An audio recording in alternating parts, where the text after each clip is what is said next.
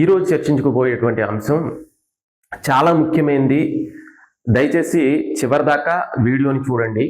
దీంట్లో మెయిన్గా మనకి సంస్కారాలు ఏర్పడటానికి గల కారణాలు ఏమిటి, అవి కర్మల కింద దారి తీయటానికి గల కారణాలు ఏమిటి, అంతేకాకుండా వేరే సాధనల్లో లాగా కాకుండా క్రియాయోగలో మనకున్నటువంటి కర్మలు దహనం అవటం, దుఃఖాలు దహనం అవటం, వాటికి సంబంధించినటువంటి ప్రక్రియ అనేది ఏ విధంగా జరుగుతుంది అనేటువంటిది చాలా డీటెయిల్డ్గా వివరించడం జరుగుతుంది. దయచేసి చివరిదాకా చూడండి.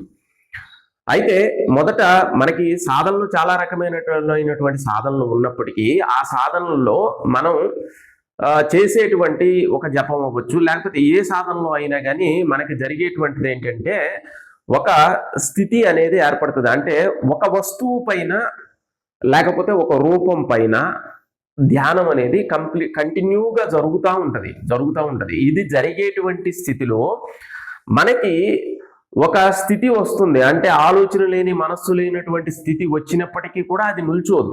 నిజానికి అది ఉన్నతమైనటువంటి స్థితి. ఆ స్థితి అనేది ఆ సాధనల్లో నిల్చోదు. యాక్చువల్గా ఈ క్రియలో వచ్చేటువంటి స్థితి ఏదైతే, సమాధి స్థితి ఏదైతే ఉందో వేరే సాధనల్లో కూడా వస్తుంది. కానీ టార్గెటెడ్గా కంప్లీట్గా ఆ స్థితిలో నిల్చోవటం అనేది కష్టంగా ఉంటుంది. ఆ స్థితిని పట్టుకొని ఆ స్థితిలో నిల్చోవటం కష్టంగా ఉంటుంది. అంటే మనకి ముఖ్యంగా చెప్పేటువంటి విషయాల్లో సంప్రజ్ఞతా సమాధి, అసంప్రజ్ఞతా సమాధి అనేటువంటి రెండు రకాలైనటువంటి సమాధుల గురించి చెప్తారు. సంప్రజ్ఞతా సమాధిలో యాక్చువల్గా ఒకటే వస్తువు మీద కంటిన్యూగా ధ్యానాన్ని ఉంచడం అనేది జరుగుతుంది. ఆ ఒక వస్తువు రూపం అవ్వచ్చు, లేకపోతే నామం అవ్వచ్చు, దేనివో ఒక్కదాని మీదే కంటిన్యూగా మన యొక్క ధ్యానాన్ని, మన కాన్సన్ట్రేషన్ అంతటిని ఉంచి చేయటం అనేది జరుగుతుంది. కానీ అసంప్రజ్ఞతా సమాధి, ఇది సమాధుల్లో చాలా ఉన్నతమైనటువంటి సమాధిగా చెప్తారు. ఈ అసంప్రజ్ఞతా సమాధి అంటే యాక్చువల్గా మనకి ఈ సమాధిలో ఆలోచన ఉండదు, మనస్సు ఉండదు, శరీర స్థితి కూడా ఉండదు. ఈ స్థితిలో యాక్చువల్గా దీనినే నిర్బీజ సమాధి అని కూడా అంటారు.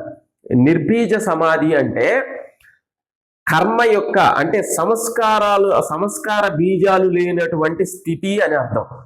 ఈ సంస్కార బీజాలు లేనటువంటి స్థితిలో అసలు మనస్సు లేదు, సంస్కారం లేనటువంటి స్థితిలో ఇక్కడ సంస్కార బీజాలు అంటే మనకి ఏదైనా కానీ ఒక ఆలోచన దేని నుంచి పుడుతుంది అంటే బీజం నుంచే పుడుతుంది. అది రాగానికి సంబంధించింది కావచ్చు, ద్వేషానికి సంబంధించినటువంటి విషయం కావచ్చు. అంటే మనం ఒక వస్తువును చూడంగానే మనం రెస్పాండ్ అవుతాం, రియాక్ట్ అవుతాం. ఆ రియాక్ట్ అయ్యేటువంటి స్పందన ఏదైతే ఉందో అది లోపల ఉన్నటువంటి దానికి సంబంధించి రాగ సంస్కారమో, ద్వేష సంస్కారమో, మోహ సంస్కారం ఉన్నప్పుడు దాని ద్వారా రియాక్ట్ అవ్వటం అనేది జరుగుతుంది. ఇది యాక్చువల్గా మన సంస్కారానికి సంబంధించినటువంటి బీజం. అది మీకు ఒక అందమైనటువంటి విషయాన్ని చూసినప్పుడు అబ్బా బాగుందే అని స్పందించవచ్చు, లేకపోతే అదే విషయానికి చాలా నాకు ఇష్టం లేదు అనేటువంటి విషయాన్ని కూడా స్పందన తెలియజేయచ్చు. రెండు కూడా సంస్కారానికి సంబంధించినటువంటి బీజాలే. యాక్చువల్గా ఈ అసంప్రజ్ఞతా సమాధిలో మనకి అసలు సంస్కారాలు అనేవి ఏవి ఉండవు. అంటే ఎటువంటి సీడ్స్ లేనటువంటి స్టేట్. అంటే ఈ స్థితిలో మనస్సు లేదు, ఆలోచన లేదు, సంస్కారాలు లేవు. అదేవిధంగా పతంజలి యోగ సూత్రాల్లో యోగ చిత్తవృత్తి నిరోధ అని చెప్పినటువంటి విషయం ఏదైతే ఉందో ఆ విషయం అనేది అసంప్రజ్ఞతా సమాధికి సంబంధించినటువంటి విషయం. అసంప్రజ్ఞతా సమాధిలో చిత్తవృత్తులు అన్నీ కూడా పూర్తిగా నిరోధించబడతాయి. దాంట్లో ఇంకా మనకి మనస్సు అనేది లేచి ఒక విషయాన్ని ఆలోచించడం కానీ, చర్చించడం కానీ ఇలాంటి అంశాలు ఏమీ ఉండవు. కేవలం అది ఎగ్జిస్టెన్స్, అంటే ఎరుకలో మాత్రమే ఉండటం అనేది జరుగుతుంది. అంటే ఎరుకలో అంటే పూర్ణమైన, దీన్నే శుద్ధ చైతన్యం అని అంటారు. ఈ శుద్ధ చైతన్యం ఏంటంటే ఆత్మస్థితి, అంటే ఆత్మలో లయమైపోయినటువంటి స్థితి. ఈ స్థితిలో, పూర్ణమైనటువంటి స్థితిలో ఎప్పుడైతే వ్యక్తి దాంట్లో స్థిరపడిపోతారో అప్పుడు ఆటోమేటిక్గా బయట విషయ వ్యవహారాలన్నింటి నుంచి కూడా ఉన్నతమైనటువంటి ఆనందాన్ని పొందబట్టి ఆ ఆనందంలో ఎప్పుడు కూడా లయమై ఉండేటువంటి స్థితి అనేది కలుగుతుంది. ఈ లయమైపోయిన స్థితిలో అసలు కర్మ అనేది జనరేట్ అవ్వదు. ఎందుకంటే మనస్సు లేదు కాబట్టి కర్మ అనేది జనరేట్ అవ్వదు ఒకటి. రెండోది, పూర్వం ఉన్నటువంటి కర్మలు ఏవైతే ఉన్నాయో, కర్మకు సంబంధించిన బీజాలు ఏవైతే ఉన్నాయో ఇవి అన్నీ కూడా ఈ అసంప్రజ్ఞత సమాధి స్థితిలో దగ్ధమైపోతాయి. దేనికి అంటే మనకున్నటువంటి సంస్కారాలు కంటే ఉన్నతమైనటువంటి ఆనందాన్ని పొందటం వల్ల ఈ తక్కువ స్థాయిలో ఉన్నటువంటి ఆనందానికి సంబంధించినటువంటి కర్మలన్నీ కూడా దగ్ధమైపోవడం అనేది జరుగుతుంది. కాబట్టి మనకి మరి ఈ స్థితి అనేది అంటే ఈ అసంప్రజ్ఞత సమాధి ఏదైతే ఉందో ఈ స్థితి అనేది మనకి క్రియలోనే వస్తుందా అంటే దానికి రీజన్ ఏంటంటే మనం చేసేటువంటి దాంట్లో కేచిరి ముద్ర కానీ లేకపోతే ప్రాణాయామ కానీ, ఈ ప్రాణాయామ అనేది ముఖ్యంగా మనకి అంతర్ముఖ ప్రాణాయామం చేయటం ద్వారా మనకి ఉన్నటువంటి 49 వాయువులని కూడా ఆ ప్రాణవాయువులో లీనమైపోయిన స్థితిలో వాయువులన్నీ స్థిరపడినప్పుడు మనస్సు అనేది ఆటోమేటిక్గా అప్రయత్నపూర్వకంగానే ఆత్మలో లయం అయిపోతుంది మనం చేసినప్పుడు. అంతేకాకుండా మన మూలాధారం నుంచి అన్ని చక్రాలని కూడా యాక్టివేట్ చేసుకుంటూ పైకి రావటం, యాక్టివేట్ చేసుకుంటూ కిందకి వెళ్ళటం అనేటువంటి అంశం ఏదైతే ఉందో ఇది కుండలిని శక్తిని, చక్రాస్ని యాక్టివేట్ చేసేటువంటి స్థితి. ఈ స్థితిలో కూడా కర్మలు అనేవి దగ్ధం అవటం అనేది జరుగుతుంది.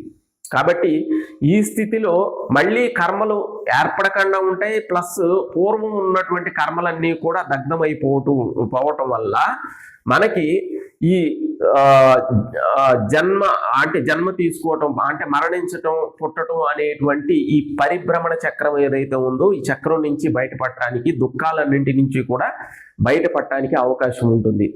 దయచేసి ఈ వీడియోని ఖచ్చితంగా లైక్ చేయండి.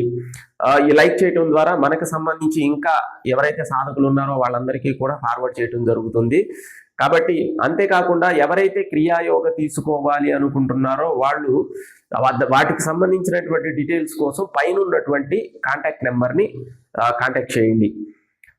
అంతేకాకుండా చాలా మంది బ్రహ్మచర్యం గురించి అడుగుతున్నారు. బ్రహ్మచర్యం గురించి వీడియోస్ చేయండి అని చెప్పేసి, బ్రహ్మచర్యం గురించి వీడియోస్ చేయమని చెప్పేసి మీరు కామెంట్స్లో కావాలనుకుంటే నాకు ఒకసారి పెట్టండి. ఎందుకంటే దాని గురించి చెయ్యాలంటే దగ్గర దానికి సంబంధించి తెలుసుకున్న విషయాలు, రీసెర్చ్ చేసిన విషయాలు అయితే చాలా ఎక్కువే ఉన్నాయి. ఎందుకంటే చాలా 20 years అబోవ్, ఇంకా 22 years నుంచి.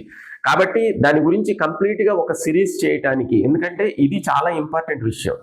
కాబట్టి దీని గురించి కావాలి అనుకున్నటువంటి వాళ్ళు ఖచ్చితంగా కామెంట్లో తెలియచేయండి. ఒక విషయం. రెండో విషయం ఏంటంటే సంస్కారాల గురించి అడిగారు.